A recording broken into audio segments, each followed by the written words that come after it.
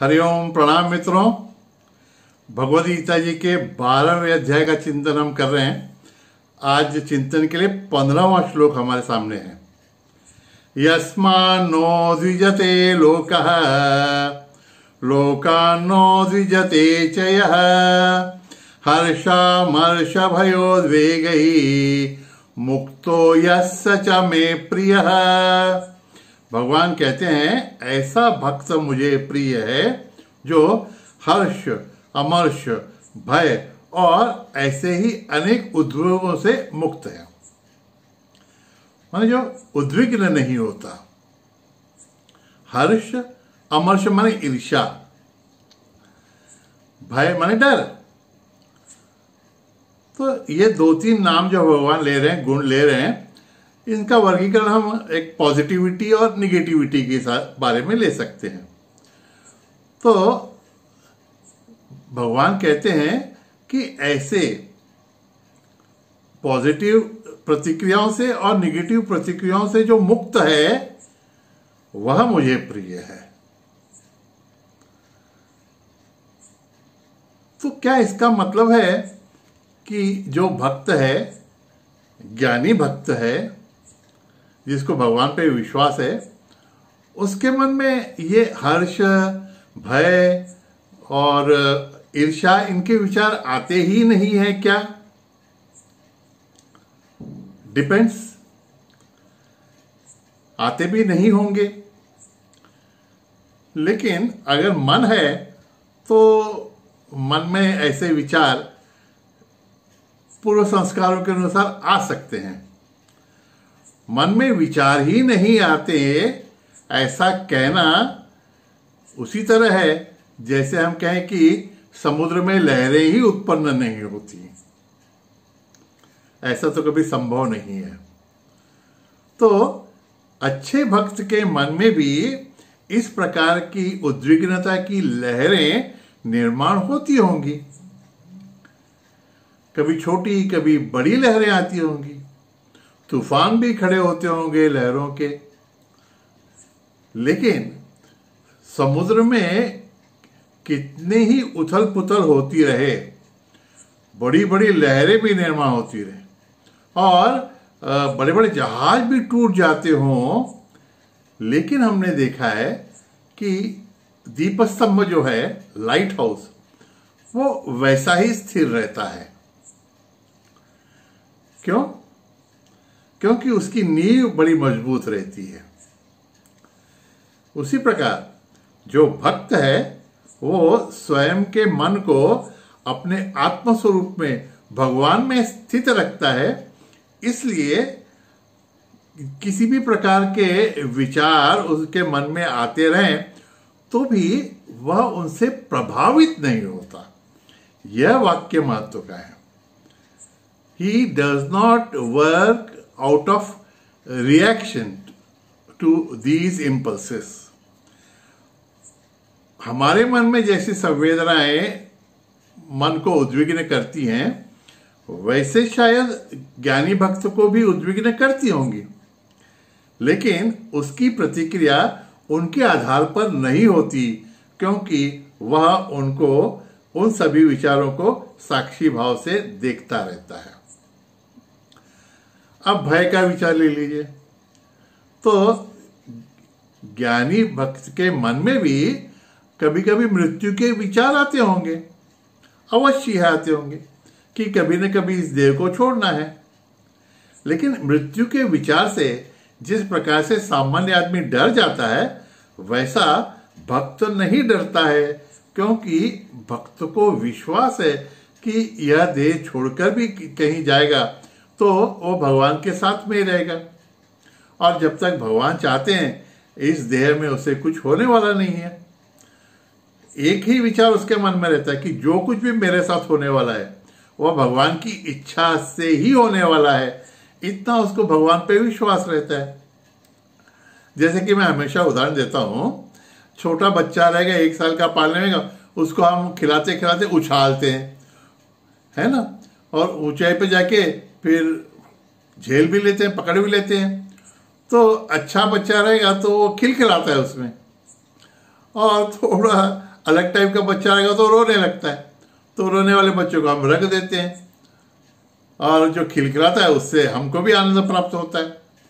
तो ज्ञानी भक्त के मन में भी भगवान ऐसे विचार अवश्य लाते होंगे, परीक्षा देखने के लिए कि क्या ये डर जाता है, क्या इसकी मुझ पर भक्ति दृढ़ है या नहीं, क्या यह अभी भी अपने देह से प्रेम करता है, मुझसे उतना नहीं करता। ऐसा देखने के लिए भगवान भी मृत्यु के या अन्य प्रकार के निगेटिविटीज के विचार उसके मन में लाते होंगे, है ना। ईर्ष्या तो उसके मन में आती भी हो, लेकिन वो उससे प्रभावित नहीं होता। ईर्ष्या भी, किससे ईर्ष्या करेगा।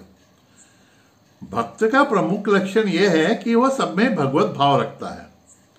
उसके संपर्क में आने वाला हर कोई भगवान को ही लेकर आया हुआ है, उसका बाह्य रूप कुछ भी हो, लेकिन उसके अंतर्यामी भक्त का इष्ट ही है, ऐसा भक्त जानता रहता है। इसलिए सामने वाले में अगर दिव्यता दिखती हो तो वो ध्यान में लाता है कि भगवान ने कहा है कि तेजस्वी लोगों का तेज मैं ही हूं। तो जो जो अच्छे गुण दूसरे में दिखते हैं उससे भगवान का ये जो भक्त है वो प्रसन्न हो जाता है, कहता है कि अरे मेरे भगवान का ऐश्वर्य दिख रहा है। इसलिए किसी से उसको ईर्ष्या नहीं होती। हर्ष होता होगा कि अभी मेरे संपर्क में जो आया है वो भगवान का ही अंश आया है, तो चलो इससे हम अपने मन की बातें कर लें, आनंद होता होगा। लेकिन ऐसा उसकी कुछ अनुकूलता की उसे कोई आवश्यकता नहीं रहती कि कोई पर्टिकुलर आदमी मिलेगा तो ही मुझे आनंद होगा, नहीं होगा तो, या उस देखिए उस। और बहुत हर्षित होने की बात क्या है, कहते हैं भक्त आदमी के लिए तो सोना क्या, लोहा क्या, पत्थर क्या, मिट्टी सब समान है, क्योंकि इन सब की कोई परचेज वैल्यू रहती है। भक्त को इन सब चीजों से, पैसे से, लोहे से, सोने से क्या खरीदना रहता, कुछ भी खरीदना नहीं रहता। उसे प्राप्त कुछ करना ही नहीं रहता है, ईश्वर के सिवा उसको कुछ प्राप्त हुए नहीं है। तो कौन बनेगा करोड़पति में, 7 करोड़ भी जीत लाए तो भी उसे क्या आनंद होने वाला है उसके। हाँ, ये वाक्य भी तो मुझे ध्यान में आ रहा है कि उसका आनंद तो समुद्र की तरह पूरा अथांग है। तो उसमें 2-4 बाल्टी समुद्र में जैसे पानी आके मिले या 2-4 नदियां में आके मिले तो समुद्र की सीमाओं में कोई फर्क नहीं पड़ता। वैसे भक्त जो है वह अपने परमानंद की मस्ती में रहता है, इसलिए छोटी मोटी बातें उसको विशेष हर्षित नहीं करती होंगी। हाँ, दूसरों के साथ व्यवहार करते समय उनको वो अपना आनंद जताने के लिए या उनके साथ समरस होने के लिए वो हर्ष दिखाता होगा। तो हर्ष, अमर्ष, भय, उद्वेग, इनसे जो मुक्त है वो भगवान कहते हैं वो मुझे प्रिय है, यह ठीक है। लेकिन पहली लाइन जो है ना इसमें, यस्मात् नो द्विजते लोका, यस्मात् न उद्विजते लोका। उद्विजते माने उद्विग्न होना, डिस्टर्ब होना, प्रक्षुब्ध होना, विक्षेपित होना। यस्मात् न उद्विजते लोका, इससे दूसरे लोग उद्विग्न नहीं होते और यह भी दूसरों से उद्विग्न नहीं होता। फिर से, भक्त जो है वो दूसरों से विक्षेपित नहीं होता, डिस्टर्ब नहीं होता और स्वयं भी दूसरों को डिस्टर्ब नहीं करता। तो पहले देखेंगे कि भक्त है वो दूसरों से डिस्टर्ब क्यों नहीं होता। हम क्यों डिस्टर्ब हो जाते हैं दूसरों से? क्योंकि उनका व्यवहार हमारे मन के अनुकूल नहीं होता, तो हम नाराज हो जाते हैं, कभी कभी गुस्सा हो जाते हैं, उदास हो जाते हैं, उनसे मिलना भी नहीं चाहते। अरे इतनी क्या, हमें जब अपेक्षा है उस समय फोन नहीं आएगा तो उसके बाद फोन आएगा तो हम फोन उठाते भी नहीं है। हमारी अपेक्षाओं के अनुसार अगर किसी का व्यवहार न हो तो हम उससे विक्षेपित हो जाते हैं। लेकिन भक्त जो है उसको दूसरों से कभी भी किसी भी प्रकार की अपेक्षा रहती ही नहीं है, इसलिए उसको अपेक्षा भंग का दुख या विक्षेप सहन ही नहीं करना पड़ता। जो आके मिले, जैसा मिले उससे प्यार से मिलना, इतना ही उस भक्त का काम रहता है। इसलिए दूसरों के व्यवहार से वह कभी भी डिस्टर्ब नहीं होता। और ऐसा नहीं है कि उस भक्त से दूसरे डिस्टर्ब न हो। हमने महाराष्ट्र के संतों के बारे में बहुत देखा है ऐसा कि ज्ञानेश्वर महाराज से तो बहुत ही लोग ईर्ष्या करते थे। ये बालक जब भिक्षा मांगने जाते ना तो दूसरे उनकी झोली में राख डाल देते थे। तो हम देखते हैं कि आत्म साक्षात्कारी बालकों से भी दूसरे लोग उद्विग्न हो रहे हैं। या तुकाराम महाराज की तो पत्नी ही इतनी गुस्साई थी कि महाराज को बहुत ही तकलीफ देती थी। तकलीफ देती होगी लेकिन महाराज उससे तकलीफ नहीं पाते थे। लेकिन प्रश्न ऐसा हो जाता है कि फिर वे लोग ऐसे संतों से भी उद्वेजित क्यों होते थे, डिस्टर्ब क्यों होते थे? तो यहां पे ध्यान में रखने वाली बात है कि इनका, संतों का व्यवहार कभी कभी इतना अच्छा होता है कि उसको लोग सहन नहीं कर पाते।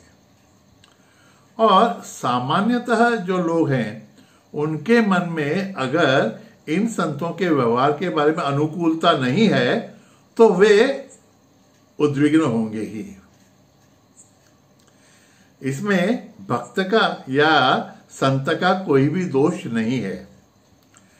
इतनी बात सिर्फ वो लोग देखते रहते हैं कि अपने किसी विशेष व्यवहार से दूसरों में उद्विग्नता निर्माण न हो। और ये भी एक शायद भगवान की परीक्षा ही हो कि दूसरे अगर आपसे बुरा व्यवहार कर रहे हैं तो आप उनसे कैसा व्यवहार करते हैं। संतत्व तो तभी ही सिद्ध होता है ना कि जब लोग आपसे अच्छा व्यवहार नहीं करते हुए भी आप उनसे प्रेम से व्यवहार करें, तभी तो आप संत कहलाएंगे ना। तो ऐसे अवसर आपके जीवन में आने ही चाहिए जब पूरा संसार आपसे प्रतिकूल व्यवहार करे, और तब भी आप उनको प्रेम ही दे, जैसा ज्ञानेश्वर महाराज ने दिया है। पसायदान में तो उन्होंने, पसायदान में प्रसाद दान, उसमें तो उन्होंने सबके लिए उन्होंने कहा है जे खड़ांची वेंकटी सांडो। उन्होंने भगवान से दुष्ट लोगों को दूर करने के लिए नहीं कहा, उन्होंने कहा भगवान इन दुष्ट लोगों की दुष्टता दूर हो। और फिर कहा जो जे वांछील तो होते रहो, जो हर एक की जो इच्छा हो भगवान वो पूर्ण हो। ऐसी समष्टि कल्याण की प्रार्थना उन्होंने की है। उनके मन में किसी के लिए भी द्वेष नहीं आया। और शायद यही कारण है कि आज भी उन संतों की पूजा होती है। ये तो एक बात सच है कि जब तक पत्थर पे आघात नहीं होते तब तक उस पत्थर में से भगवान की मूर्ति साकार नहीं होती। इसलिए भगवान भी ऐसी योजना करते हैं कि साधक को कई बार अत्यंत प्रतिकूल परिस्थिति में ऐसा रखते हैं कि उनके आप्तजन भी उनसे गैरों जैसा व्यवहार करते हैं, उनको कष्ट देते हैं। उस परिस्थिति में भी जो प्रेम से व्यवहार करते हैं उनको ही समाज संत की तरह पूजता है। दूसरों के व्यवहार से संत या भक्त विक्षेपित नहीं होते, क्योंकि सब में वो भगवत भाव रखते हैं। और अगर कोई उनसे उद्वेगित होता हुआ दिखता है तो भी वे जानते हैं कि इसमें उनका कोई दोष नहीं है। भगवान ये परीक्षा ले रहा है कि हमारा भक्त का व्यवहार उनके प्रति करुणामय ही रहता है या नहीं, यह देखने के लिए। और आप लोगों ने भी देखे होंगे, हमारे चिन्मय मिशन के जो स्वामी चिन्मयान जी थे या तेजोमयन जी भी अभी हैं, इनका व्यक्तिमत, इनके पास आप जाके बैठो ना तो आपका मन भी अपने आप शांत हो जाता है। वो कुछ बोले ना बोले, आप उनके पास में जाके बैठे तो आपके मन में अपने आप प्रसन्नता होने लगती है। इस स्वामी चिन्मयान जी को जो जिन्होंने देखा होगा वो तो इस बात को मानेंगे कि he had a magnetic personality, माने चुंबकीय व्यक्तिमत्व था उनका। दूर से भी कहीं उनको देखो ना तो उनके बारे में प्रेम निर्माण हो जाता था। क्यों होता है ऐसा? उनके सानिध्य में हमारा मन शांत क्यों हो जाता है? और फिर हमारे संपर्क में कोई आता है तो उद्विग्न क्यों हो जाता है? हो सकता है ऐसा कि उन लोगों ने अपना मन इतना शांत किया रहता है कि अपने मन में उठने वाले उद्वेगों से वे स्वयं को विक्षेपित नहीं होने देते। हमेशा अच्छा ज्ञानी भक्त बनते हुए वे आत्मस्वरूप में ही स्वयं को स्थित रखते हैं। इसलिए उनके संपर्क में जो आता है वो भी सुख पाता है, आनंद पाता है, क्योंकि उनके अंतःकरण से भी सिर्फ आनंद की उर्मियां ही बाहर निकलती रहती है। दे रेडिएट हैप्पीनेस, दे रेडिएट ब्लिस। स्वामी तेजोमयी से मिलकर आप देखिए, उनके सानिध्य में प्रेम प्रेम प्रेम ही मिलेगा आपको। कहते हैं ना, जहां पे सूर्य होगा वहां पे अंधकार तो रुक ही नहीं सकेगा। तो जहां पे आत्म साक्षात्कारी संत सच्चे भक्त रहते हैं ना, उनके सानिध्य में तो दुख की एक लहर भी आपके भी अंतःकरण में नहीं आएगी। मित्रों, इस श्लोक में भगवान हमें इंडिकेट कर रहे हैं कि हमारा व्यवहार ऐसा हो कि हमारे किसी भी व्यवहार से हमारे आसपास के लोगों में विक्षेप न निर्माण हो। वो अगर कुछ गलत कर रहे हैं तो वे अज्ञानी हैं ऐसा समझकर, और ये सब तो कठपुतलियां हैं, इनको चलाने वाला तो परमात्मा एक ही है जो सूत्रधार है इन कठपुतलियों को चलाने वाला। और अगर उन सब के व्यवहार में कुछ प्रतिकूलता दिखे तो ये भगवान की ही लीला है ऐसा समझकर उनके प्रति हमारे मन में द्वेष या क्रोध, ऐसी कोई भी निगेटिविटी नहीं आनी चाहिए। और दूसरों के वजह से हम विक्षेपित न हो और हमारे से दूसरे विक्षेपित न हो, इसलिए हमको प्रयत्नपूर्वक अपने मन से ऊपर उठते हुए विचारों की लहरें अनंत आती रहें तो भी हम दीप स्तंभ की तरह खड़े रहें, सूर्य की तरह अच्छा प्रकाश ही देते रहें, आत्म तत्व की तरह परमानंद ही देते रहें, तो हमारे संपर्क में आने वाले हर व्यक्ति को सुख, शांति, समाधान ही प्राप्त होगा, जो हमारा मुख्य उद्देश्य है। प्रयत्न करेंगे ना मित्रों, अवश्य ही हम इसमें यशस्वी होंगे सदगुरु की कृपा से। हरिओम तत्सत। नारायण नारायण नारायण।